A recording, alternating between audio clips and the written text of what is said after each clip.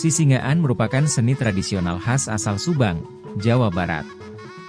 Tradisi ini sudah lama menjadi simbol budaya masyarakat Subang, tapi ternyata ada beberapa fakta yang akhirnya membuat kita perlu mempertimbangkan kembali dan mengajukan sebuah dugaan, apakah narasi sejarah Sisingaan sudah sesuai fakta sejarah? Mari kita temukan fakta-fakta tersebut dengan menyaksikan video ini hingga selesai. Sisingaan merupakan seni tradisional khas Subang, Jawa Barat, yang telah lama menjadi bagian dari identitas budaya masyarakat.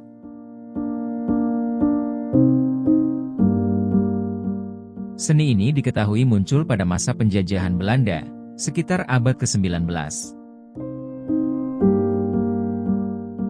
Dalam cerita yang berkembang, Sisingaan sering dihubungkan dengan simbol perlawanan terhadap penjajah. Boneka singa yang menjadi ikon utama seni ini dianggap sebagai sindiran terhadap lambang kerajaan Belanda. Namun, kajian terbaru menawarkan sudut pandang yang berbeda.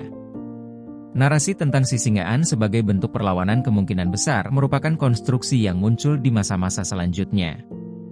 Tidak ada bukti sejarah yang menunjukkan bahwa pernah terjadi pemberontakan di Subang pada abad ke-19.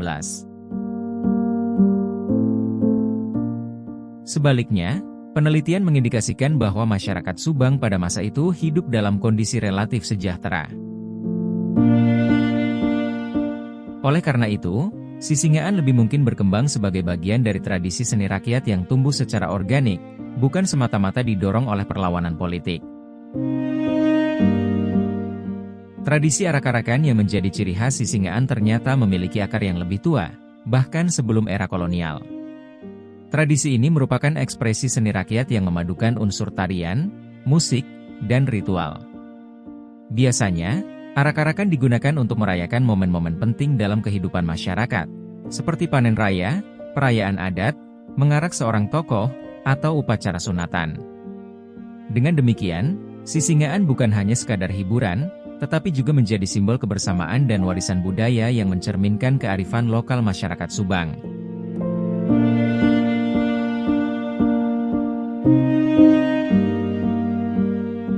Para peneliti menemukan fakta bahwa Sisingaan berakar pada kehidupan agraris masyarakat Sunda. Tradisi ini awalnya merupakan bentuk syukur kepada alam, di mana masyarakat menggunakan tandu sebagai simbol penghormatan kepada yang dihormati, termasuk anak-anak yang menjalani sunatan dalam ritual agama Islam. Boneka singa sendiri kemungkinan besar bukan sepenuhnya bermotif politik, melainkan terinspirasi oleh pengaruh asing yang membawa simbol-simbol hewan ke Nusantara.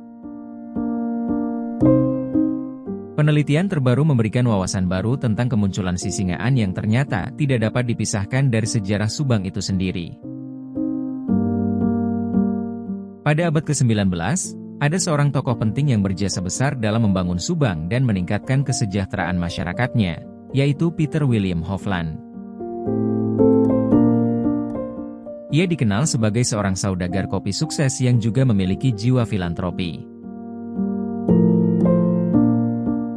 Hingga kini, memori kolektif masyarakat Subang masih mengenangnya dengan panggilan penuh hormat, Tuan Hofland.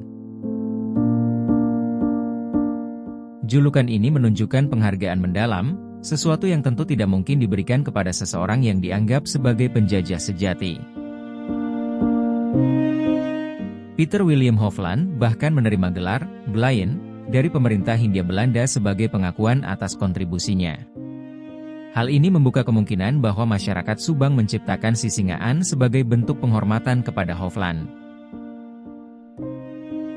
Boneka singa, yang menjadi ciri khas Sisingaan, bisa saja mencerminkan gelar tersebut. Jika benar demikian, maka Sisingaan tidak hanya menjadi seni tradisional, juga simbol penghargaan terhadap seorang tokoh yang berperan besar dalam sejarah Subang.